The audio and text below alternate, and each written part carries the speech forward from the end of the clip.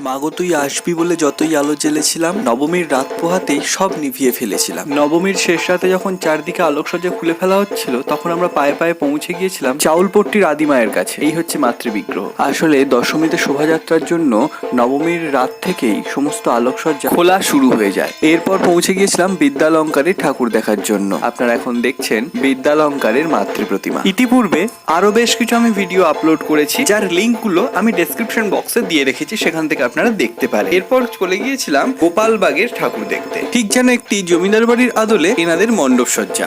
আপনারা কিন্তু জানাতে ভুলবেন না যে আপনাদের কেমন লাগলো। দেখতেই পাচ্ছেন সেই কড়িবড়গার ছাদ, খড়খড়ির জানালা, তার সঙ্গে মোটা মোটা থাম, এবং এই হচ্ছে ওনাদের মাতৃ প্রতিমা। মা যেন এখানে রাজরাজেশ্বরীর মতো বিরাজ করছেন। পরবর্তী ভিডিওতে নিয়ে আসবো চন্দননগরের আরো বেশ কিছু পুজো। ততক্ষণ আমার সঙ্গে থাকুন, আমার চ্যানেলটিকে অবশ্যই সাবস্ক্রাইব করে রাখুন, আর বন্ধু বান্ধবের মধ্যে শেয়ার করতে থাকুন।